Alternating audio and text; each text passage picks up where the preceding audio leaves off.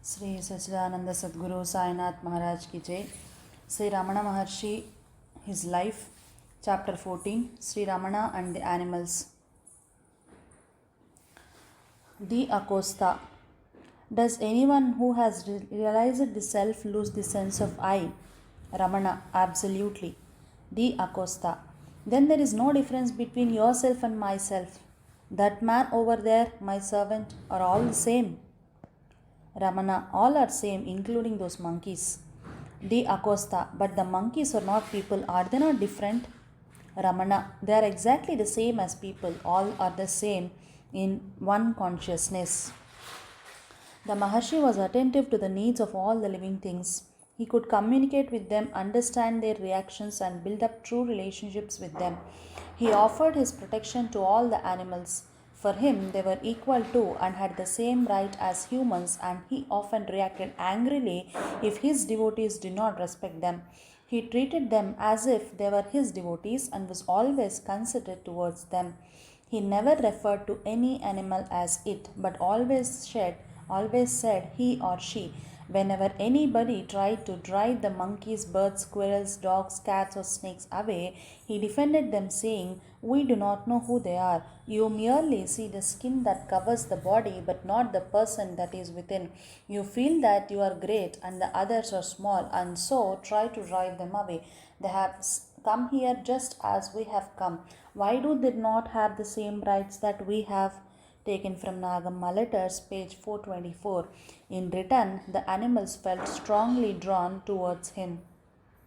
Wild animals and plants. One day, a female leopard came to the watering place near the Virupaksha cave. The frightened devotees beat upon their plates and drums to drive her away, but she quenched her thirst unconcerned and then went on her way with a roar. Ramana said, astonished, "Why do you worry so much? The leopard intimated to me by the first roar that she was coming here.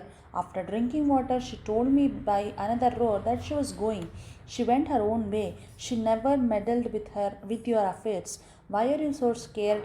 This mountain is the home of these wild animals and we are their guests. That being so, is it right on your part to drive them away?" Taken from Nagamma Letters, page 26. Ramana was equally fearless with regard to scorpions. Vasudeva Shastri recounts, "One day when we were at Skandashram, I was aghast to find a scorpion climbing up over Bhagavan's body in the front and another at the same time climbing down on his back. I was terrified and wanted to do something, but Bhagavan remained calm and as if nothing happened, and the two scorpions, after crawling over his body as if over a wall, eventually left him. After they left, Bhagavan explained to us, they crawl over you just as they could crawl over on the floor or a wall or a tree. Do they crawl over these, stinging as they go? It is only because you fear them and do something that they fear you and do something in return." Taken from Mudaliar Day by Day, page 277. Sri Ramana defended all living things, including snakes. When Chinnaswamy and others noticed a snake on the ashram premises near the hall, they shouted out, "What kind of snake is it? Beat it, beat it." When Ramana heard the noise of the beating, he cried out, "Who is beating it?" But his protest went unnoticed by the party and they killed the snake. He commented afterwards, "If these persons are beaten like that, then they will know what it means." One day, during the time in Virupaksha cave, Ramana was stunned by hornets when he inadvertently stepped on their nest. He reports, "As I was walking in the bed of a hill stream, I saw a big banyan tree on a boulder with big leaves and crossing the stream. I wanted to get to the other bank and view from there this big tree, when I accidentally put my left foot near a brush on the way to the other bank. The hornets clustered round my left leg up to the knee and went on stinging. They never did anything to my right leg. I left the left leg there for some time so that hornets could inflict full punishment on the leg which had encroached on their domain. After a time, the hornets withdrew and I walked on. The leg got swollen and very much, and I walked with difficulty and reached Elu Sunai 7 springs about 2 a.m. and Jadaswami, who was camping there, then gave me some buttermilk mixed with jaggery. Taken from Mudaliar, day by day, page 187. When Ramana returned to Virupaksha cave, he was attended by Palani Swami, who carefully drew each string out of the left leg and rubbed it with oil. However, in so far as concerns insects, which were a nuisance to people, Sri Ramana did not object to killing them. When once a whole army of black ants invaded the hall through the water drain, he told Annamalai Swami to detect where they were coming from and to put an end to it. The hole was cemented over without a further ado. He also used to pluck blood-sucking insects out of the coats of the dogs and throw them into the gleaming coals. Similarly, he did not object if devotees killed mosquitoes or used insecticide in the cowshed.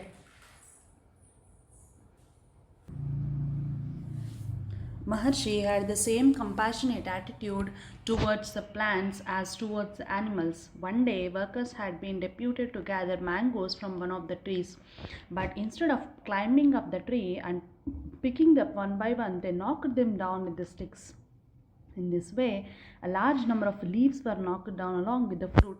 Ramana, who was as usual sitting in the hall, heard the beating and sent a message via his attendants that it should stop at once. When he later passed by this tree and saw the mango leaves in heaps on the floor, he cried out harshly, "In return for giving us fruit, is the tree to be beaten with sticks? Who gave you this work? Instead of beating the tree, you might as well cut it up to the roots. You need to gather the fruit. You need not gather the fruit. Go away." Surender Iyer reports a similar incident. One morning, K was cutting down the ripe coconuts from the trees while Bhagavan was returning from the cowshed.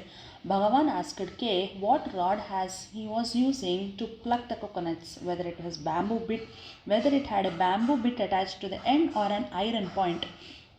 K remarked that it was only an iron sickle. Bhagavan asked, "Will not the trees be hurt by the sharp iron? Would not a rod with a bamboo bit at the end serve the purpose?" But he did not wait for reply. K went on with his work without changing his implement. He continued to use the same iron sickle every morning. A week later, at the same time on the previous occasion, while K was cutting down the coconuts from the trees, one fell on his forehead, striking his nose very painfully. This news was reported to Bhagavan. While expressing pity for the man, Bhagavan also remarked, "Now he will know what it is to be hurt, and also how much his iron sickle must have hurt the uncomplaining trees." Taken from Sundaresha Iyer at the feet, page 33. Monkeys. There were large band of monkeys living in Arunachala. Sri Ramana had had dealings with them since the time when he lived in the Virupaksha cave, and this did not change when he settled down at the foot of the hill in Ramanashram. He had studied their behavior and knew everything about the hierarchical structure of the monkey tribe and its laws.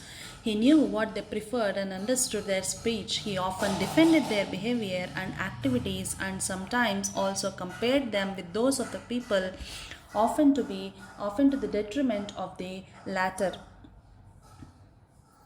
He became very friendly with some of the monkeys, such as, for example, Nandi the lame, a name which he had given to the monkey which had become lame. Nandi had been bitten by the monkey king and left badly injured to die near the Virupaksha cave.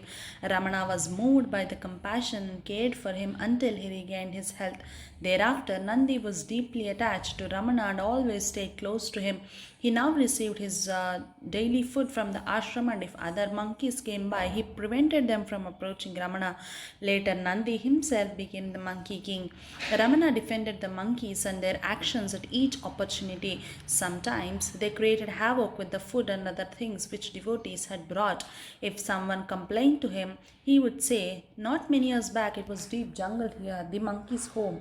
We came, cleared the ground, built houses and drove the monkeys away. Who is to blame? We are they. If they give us little trouble, can we not bear it quietly?"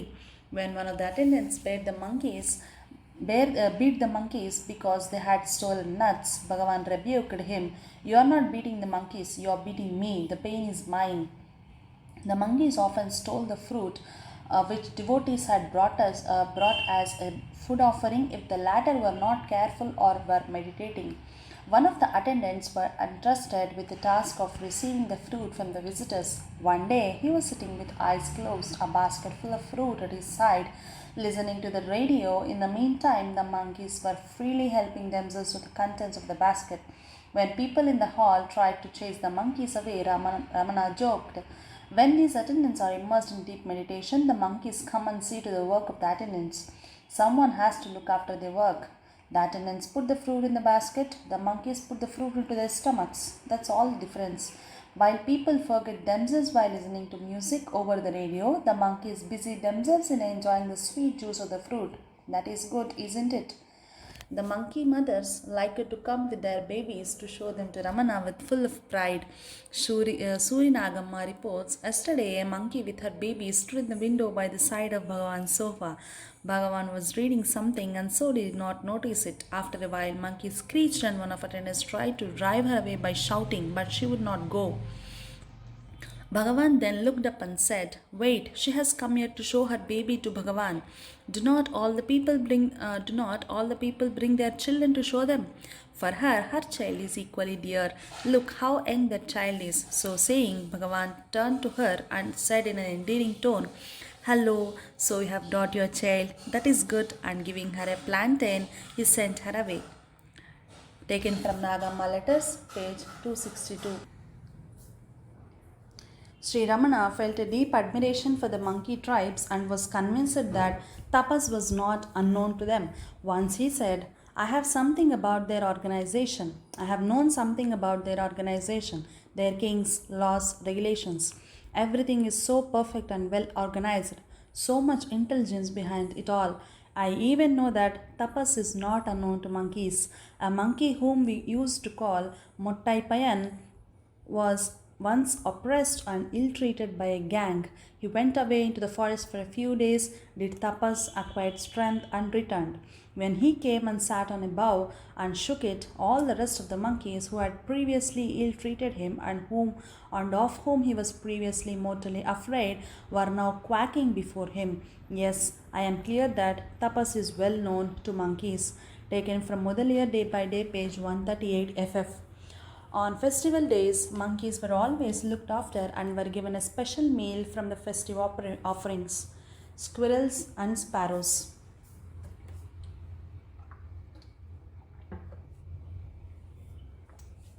Squirrels and sparrows liked to build their nests near Sri Ramana. He remembers there was once a regular war between the people here and the squirrels for a whole month. They used to build their nests over my head.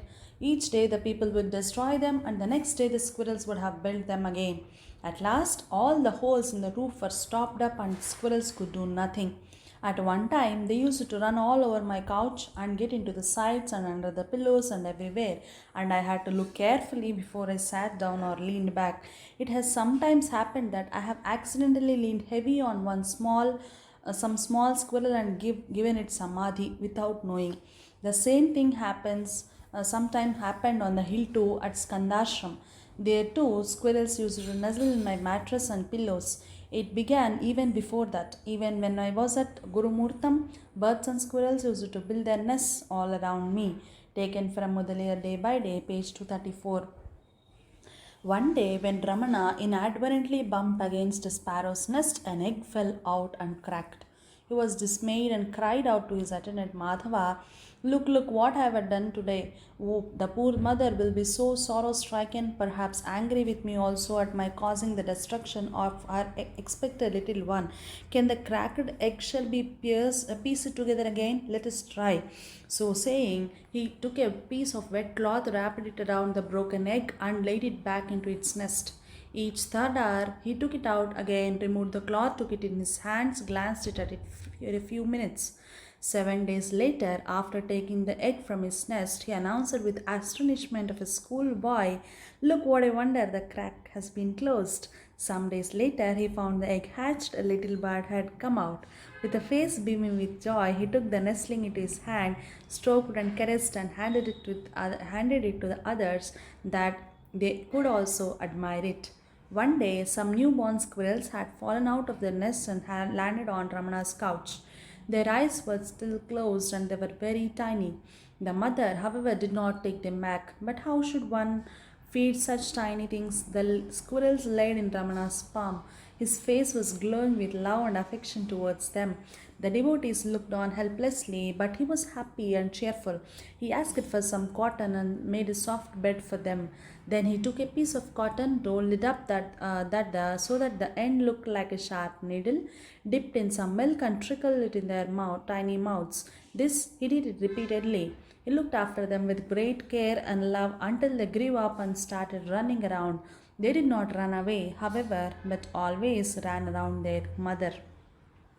Sometimes something similar happened when a cat ate the mother of some young squirrels. Again, Ramana took on the task of caring the young. As he liked to use daily events to teach his devotees, he said to them, "These little ones do not know that wisdom lies in remaining in their nests. They keep attempting to come out. All trouble lies outside, but they cannot remain within. Similarly, if the mind is not externalized but remains sunk in the heart, then there would be only happiness. But the mind keeps moving out." When Rangaswamy asked, "What is the path for keeping it inward?" Bhagavan said, "It is exactly the same as what I am doing now. Each time a young squirrel comes out, I keep putting it back into its nest. When I go on doing it, it learns the happiness of staying in the nest." Taken from Unforgettable Years, page 53, FF. The cow Lakshmi. Many animals used to live in the ashram. There are several animal samadhis, graves on the ashram premises, which continue to be honored every day, even today. The stories about the white peacock Valli, the deer, and the Jackie, the dog, are well known. But the most famous ashram animal was the cow Lakshmi. In 1926, a certain Arunachala Pillai presented a cow and her calf to the Sri Ramana as a gift. At first, Ramana refused to accept them as the ashram did not have the necessary facilities for the animals to be cared for properly.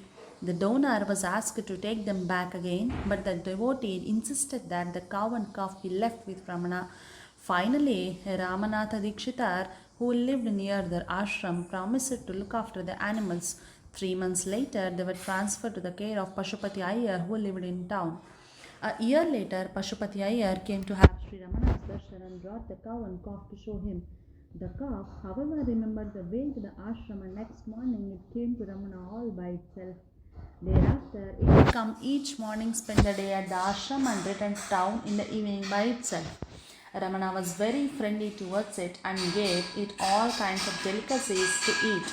Many years passed in this way. The calf naturally grew into a cow and was named Lakshmi. The maharshi said about Lakshmi that even though she could not speak, she understood everything and reacted as intelligently as a human being. Punctually at meal times, Lakshmi would enter the hall and accompany Ramana to the dining hall.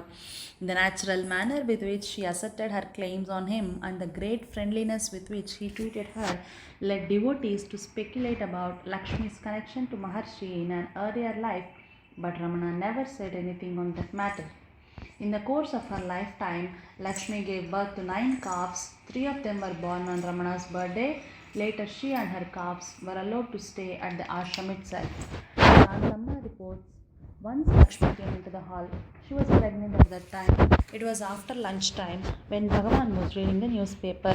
Lakshmi came near and started licking the papers. Bhagavan looked up and said, "Wait a little, Lakshmi." But Lakshmi went on licking. Bhagavan laid his paper aside, put his hands behind Lakshmi's horns and his head against hers. Like this, they stayed for quite a long time. I stood nearby looking at the wonderful scene. After some 10 minutes or so, Bhagavan turned to me and said, "Do you know what Lakshmi is doing? She is in samadhi." I looked at her and tears were flowing in streams down her broad cheeks.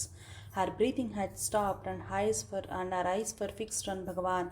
After some time, Bhagavan changed his position and asked, "Lakshmi, how do you feel now?" Lakshmi moved backwards as if reluctant to turn her tail towards Bhagavan, walked around and the hall and went out. Taken from Shantamma, Eternal Bhagavan in Ramana's Smriti, page 84 FF. As the ashram grew, the number of cattle which were kept there also grew. A stone cowshed Goshala had to be built. On the ceremonial opening day, Lakshmi was supposed to enter the new cowshed first. She had been bathed and decorated, but she escaped, went to Ramana and stood in front of him. She would not move from there until he stood up and went over to the cowshed. So he was the first one to enter her new house and she followed him. On 17th June 1948, Lakshmi fell ill. The following morning, Ramana went to her and said, Amma, do you want me to be near you now? He looked into her eyes, laid one of his hands on her head and the other one on her heart and stroked her. He laid his cheek on her face. When he was sure that her heart was pure without any passion, vasanas, and fully concentrated on him, he left her and went back to the hall. Shortly before her end, she licked some sweet rice. Her eyes were calm and peaceful. She remained conscious until the last and died peacefully at 11:30. Ramana had given liberation to both his mother and Lakshmi. She was buried with all due ceremonies and a samadhi was created for her near the other animal graves. On her gravestone it reads, on 18th June 1948, the cow Lakshmi attained liberation, Mukti.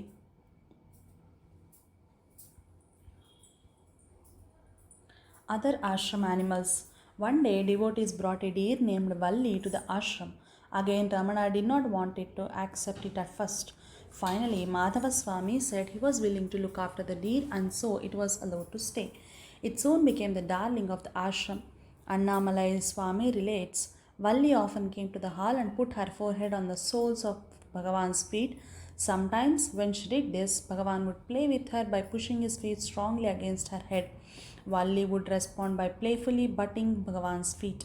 At other times, when Valli danced on her hind legs, Bhagavan would stand alongside her, imitating her actions by dancing with his feet and waving his arms. Taken from Godman Living by the Words, page 82. One day, Valli disappeared. A search was organized and she was found injured with a broken leg. She was bandaged and placed in a corner of the old dining room, but she did not have long to live. Shortly before her death, Sri Ramana sat at her side. He laid one of his hands on her head, with the other one touched her heart, and kept both hands in this position for more than 1 hour. He stayed at her side until she died at around 5 p.m. Ramana helped Annamalai Swami to build a small shrine for Valli near the back door of the ashram. Another well-known ashram animal was the white peacock. He was presented in April 1947 as a gift from the Rani of Baroda. When Ramana saw him, he said, "Isn't it enough that 10 or 12 colored peacocks are here? They may come to fight with this one because it is of a different variety. Besides that, it has to be protected against attacks of cats. Why this? It is better to send it back to its own place." The person who had brought it, however, took no notice and simply left the peacock there. It was decided that Krishna Swami would take care of it. Krishna Swami should care for it. Once, when the peacock ran away, Krishna Swami caught it and brought it back. Ramana soothingly laid his hand on its neck, saying, "You naughty chap, where did you go? How can we manage to look after you if you go away like this? Please don't. There will be cruel animals elsewhere. Why not stay on here?" Thus he persuaded it. The peacock did not run away anymore, but instead liked to walk about the ashram premises. Each day he would visit the site where the temple for the mother was being built. So Ramana jokingly called him supervisor. Sometimes he strutted along the queues of people eating in the dining hall and so received the title the Sarvadhikari's assistant. The peacock had its perch near Ramana's couch and it also slept there at night. Ramana took great care of it, plucked lice out of its feathers, taught it not to eat insects and caterpillars but to feed itself on vegetarian food only. The old hall had by now become too small, so Ramana usually sat in the open Jubilee hall. He also slept there outside in summer. The peacock made a lot of mess. So a cage was built for it and installed in the Jubilee Hall near Ramana's couch. The management decided that in winter the animal should stay outside at night, whereas Ramana was meant to sleep in the warm old hall. But Ramana refused it, saying, "The peacock came to us from somewhere. What respect is it to the guest if we make him sleep outside while we sleep inside? If a relative comes to our house, is it proper to make him sleep on the veranda while you sleep inside the house?" And he made the point by staying outside in the Jubilee Hall together with the white peacock for the next 2 nights. The rumor circulated in the ashram that the white peacock was a reincarnation of Sri Ramana's former long-standing attendant Madhavaswami, as the peacock displayed similar patterns of behavior. It had been one of Madhavaswami's duties to repair books and rebind them. When the peacock made its rounds, it often pecked at the books which Madhava had given a new binding to, leaving the others untouched. The peacock also did not like to have anything to do with the females of its species, as it had been the case with Madhavaswami. He also liked to lie down in his former favorite place. For that reason, Ramana also called it Madhava. On the night Sri Ramana died, the white peacock sat on the roof of the room in which he was dying and screeched continuously. Several dogs lived in the ashram.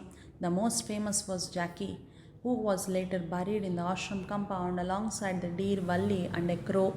He did not much like playing and did not join the other dogs, but would sit in the front of Sri Ramana, fixing his gaze on his eyes incessantly. He would also not start eating until Ramana had taken a mouthful of food. One day, when a stray dog entered the ashram through the back door, Jackie started barking. Ramana calmed him, saying, "You just close your eyes, you just close your eyes, you just close your eyes. If you do this, you will not be able to see the dog." At once, Jackie closed his eyes. One day, Jackie was attacked by a ferocious pig and was seriously injured. His stomach was torn open and the intestines came out. It required a lot of stitches to close it up, and afterwards, Jackie was carried to a mantapam opposite the ashram to recover. At the same time, Kunju Swami was suffering from a severe abscess on his foot and was also staying in the same mantapam. When Sri Ramana came to visit them, Kunju Swami was crying out in pain and fell at Maharshi's feet. But Ramana said to him, "See how Jackie is silently bearing his pain after such a major operation without so much as a whimper." This was helpful to Kunju Swami, and his pain became bearable for him. Ramana stroked Jackie and inquired if the meal had been brought, and then left both the patients. Jackie also died in Sri Ramana's arms. Jai Ramana, Jai Sai Master.